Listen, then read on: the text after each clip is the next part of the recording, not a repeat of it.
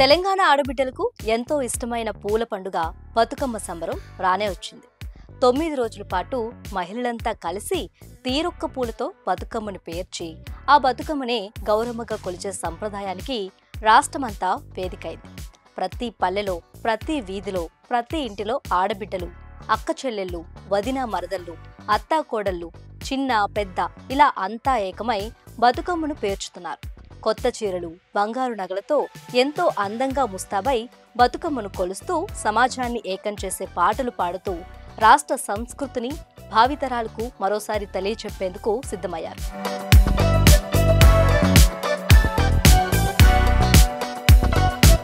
మిగతా రాష్ట్రాలతో పోలిస్తే తెలంగాణ సంస్కృతి విశిష్టమైనది, విలక్షణమైనది.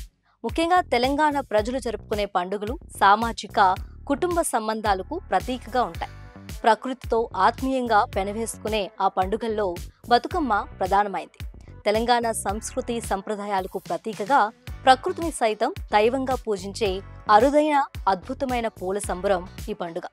పూజించే పూలనే దేవతగా కొలిచే బతుకమ్మ పండుగ సహజ సౌందర్యానికి ప్రతీక.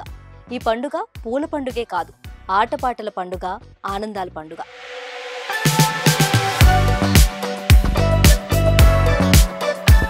తెలంగాణకు మాత్రమే సొంతమైన ఈ పండుగ వెనుక 1000 ఏళ్ల చరిత్ర ఉందని, క్రీస్తు శకం 11 నుంచి 14 శతాబ్దాల మధ్య తెలంగాణను పరిపాలించిన కాకతీయులు ఈ పండుగను వెలుగులోకి తెచ్చారన్న శాస్త్రీయ ఆధారాలున్నాయి. కానీ క్రీస్తు శకారంభంలో శాతవాహనుల కాలం నుంచే ఈ పండుగను జరుపుకునేవారని చరిత్రకారులు చెబుతున్నమాట. మానవ జాతికి బతుకుదెరువులను ప్రసాదిస్తున్న తల్లిని బతుకమ్మగా కొలిచే విధానం ఆనాటి నుంచే ప్రారంభమైందని అంటారు. ఇక ఆ తర్వాత ఇక్ష్వాకుల కాలంలో క్రీస్తు శకం 228 నుంచి 358 సంవత్సరాల మధ్య విష్ణుకుండల కాలంలో క్రీస్తు శకం 358 నుంచి 569 సంవత్సరాల మధ్య బతుకమ్మ పండుగను వైభవంగా జరుపుకున్నారట. బతుకమ్మ పండుగ వెనుక ఎంతో చరిత్ర, ఎన్నో కథలు, అందుకు తగ్గ ఆధారాలు కూడా ఉన్నాయి.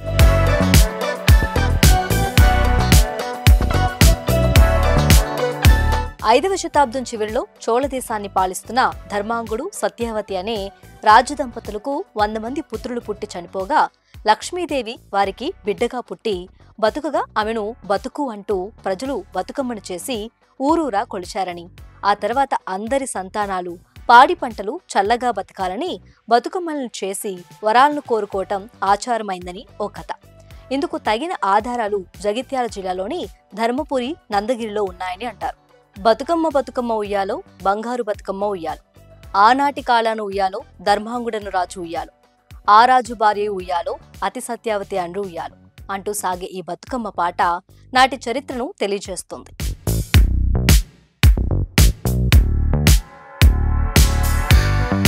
చాళుక్యుల కాలంలో కూడా బతుకమ్మ పండుగను జరుపుకున్న స్పష్టమైన ఆధారాలు నేటికి ఉన్నాయి.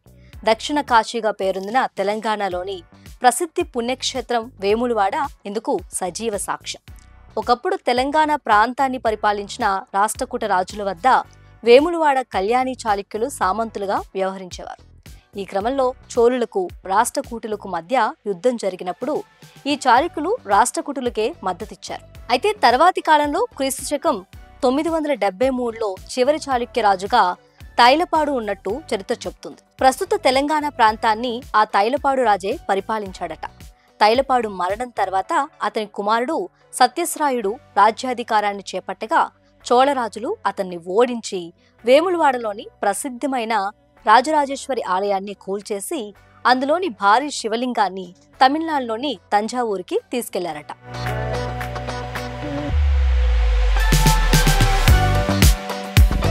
ఈ భారీ శివలింగం కోసం తంజావూరులో 1006వ సంవత్సరంలో పెద్ద ఆలయాన్నే నిర్మించాడట రాజరాజ చోళుడు. ఆ ఆలయాన్నే ఇప్పుడు బృహదీశ్వరాలయంగా పిలుస్తున్నారు. ఈ విషయాన్ని తమిళ శిలాశాసనాల్లో చోళరాజులు చెప్పారు. అయితే కొంగు బంగారంగా కొలిచే రాజరాజేశ్వరి ఆలయంలో ఉన్న శివలింగాన్ని పార్వతీమాత నుంచి వేరు చేసి తీసుకెళ్లటం తెలంగాణ ప్రజలకు తీవ్ర బాధను కలిగించింది. చోళులు బృహదీశ్వరుణ్ణి తీసుకెళ్లేందుకు నిరసనగా సృష్టికి కారణభూతమైన శక్తి స్వరూపాన్ని బృహతమ్మగా పూజించారు.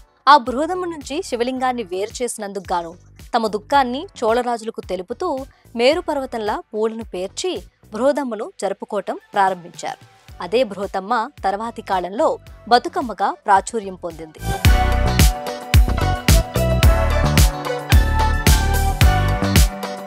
రాజేంద్ర చోళుడు వేములవాడ బృహశివలింగాన్ని తంజావూరుకు తరలించాక తెలంగాణ ప్రజలు తమ ఆక్రోశాన్ని ఒక ఉద్యమంగా మార్చి చోళరాజులకు తమ నిరసనను తెలిపే ప్రయత్నమే బతుకమ్మ సృష్టికి దారితీసింది. తెలంగాణ నుంచి లింగాకారమైన శివుడు వెళ్లిపోయిన తర్వాత ఇక్కడున్న పార్వతిని ఊరడించే ప్రయత్నంలో భాగంగా పూలతో మేరు పర్వతంలా బతుకమ్మను పేర్చారు.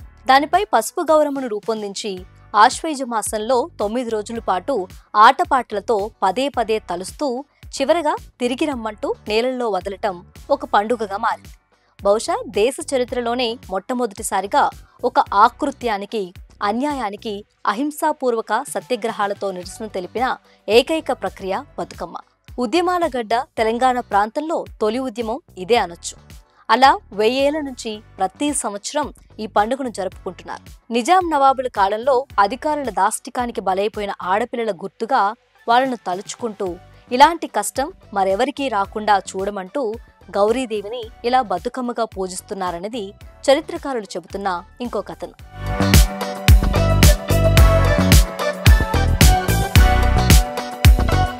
ఇక పురాణాల ప్రకారం కూడా బతుకమ్మ పండుగ వెనుక ఎన్నో కథలు ప్రాచుర్యంలో ఉన్నాయి. ఉగ్ర రూపంతో మహిషాసురుణ్ణి సంహరించిన గౌరీదేవి ఆ భీకర పోరాటం తర్వాత అలసి సొలసి యోగనిద్రలోకి వెళ్లిపోతుంది. జగన్మాతను ఆ స్థితి నుంచి బయటికి తీసుకురావటానికి మహిళలంతా 9 రోజుల పాటు బతుకమ్మ పాటల రూపంలో అమ్మవారిని వేడుకుంటారు. ఆ ప్రార్థనలకు స్పందించిన గౌరీదేవి అందరికీ ఆశీస్సులు అందించిందని, పాడి పంటలతో సుభిక్షంగా ఉండాలని కరుణించిందని అంటారు. ఆ 9 రోజుల గౌరీ పూజలే అనంతర కాలంలో బతుకమ్మ పండుగగా ప్రసిద్ధి పొందాయని ఓ కథనం. పురాణాల్లో మరో కథ కూడా బతుకమ్మ చరిత్రను తెలియజేస్తుంది. శివుడు తలకెక్కిన గంగను చూసి పార్వతీదేవి అసూయపడుతుంది. అందరూ గంగనే పూజిస్తున్నారని తన తల్లితో చెప్పి ఆవేదన చెందుతుంది. గంగ మీద నిన్ను పూలతెప్పలా తేలించి పూజించేలా చేస్తానని ఆ తల్లి మాటిస్తుంది. ఆ వాగ్దానమే బతుకమ్మ ఆచారంగా మారిందని, పూలతో బతుకమ్మని పేర్చి పసుపుతో గౌరమ్మను చేసి ఆటపాటలతో కొలిచి గంగలో వదిలేసే ఆచారం ఏర్పడిందని మరో ప్రచారం.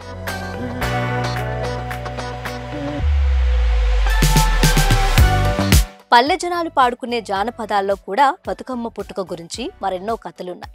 ఒకప్పుడు తెలంగాణ ప్రాంతాన్ని పాలించే ఒక రాజుకు 7 కొడుకులు, ఒక్కతే కూతురు సంతానం. ఆమె పెళ్లి చేసి తల్లిదండ్రులు కాశీయాత్రకు వెళ్తారు. ఈ మధ్యకాలంలో పుట్టింటికి వచ్చిన కూతురు కొద్ది రోజులు అక్కడే ఉండవలసి వస్తుంది.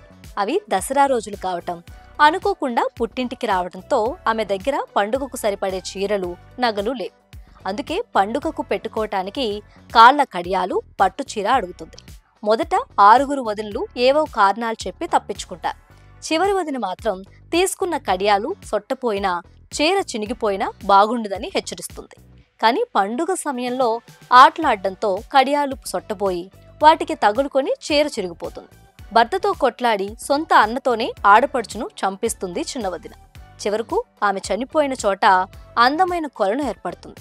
కాశీ నుంచి తిరిగి వచ్చిన తల్లిదండ్రులు అందులో తామరను కోయబోతే ముట్టుకోవద్దని కూతురి గొంతు వినిపిస్తుంది. ఆ కథలను చిలుక, గోరింకలుగా మారిన ఆమె కళ్ళు భర్తకు చెబుతాయి. ఆ రాజ్యపు ఆడపిల్లలంతా 10 రోజులు పూలగౌరిని పేర్చి ఆ కొలనులో వదిలితే చివరి రోజు 16 ఏళ్ల బాలాకుమారిగా తిరిగి వస్తానని పలుకుతుంది.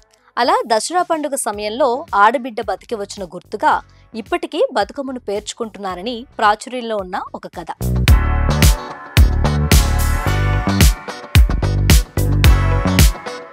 ఇంతటి ప్రసిద్ధమైన పండుగ బతుకమ్మకు చారిత్రక, శాస్త్రీయ, సామాజిక, శారీరక, ఆధ్యాత్మిక, మానసిక నేపథ్యాలున్నాయి. బతుకమ్మ పాటల్లో మన చరిత్ర, సంప్రదాయంతో పాటు పూర్వీకుల లక్షణాలు, వారి జీవన శైలి, ఆనాటి సామాజిక దృక్పథం ప్రతిబింబిస్తాయి. ఆ పాటల్లో ఆధ్యాత్మిక భావాలు మాత్రమే కాకుండా కుటుంబ జీవితానికి సంబంధించిన అంశాలు కూడా ప్రతిధ్వనిస్తాయి. 9 రోజుల పాటు జరిగే ఈ ఉత్సవాల్లో ఒక కోడలు అత్తవారింట చేరినప్పుడు ఎలా మెలగాలి, భర్తతో, వదినతో సంబంధాలు ఎలా ఉండాలి అనే పాటలే కాక గర్భిణీ స్త్రీల అనుభవాలు, వారి కోరికలు కూడా పాట రూపంలో వ్యక్తమవుతాయి. ఈ పాటల ద్వారా కుటుంబ విలువలు, బతుకమ్మ విశిష్టతను మన పూర్వీకులు ఈ తరానికి అందించటం మన అదృష్టం.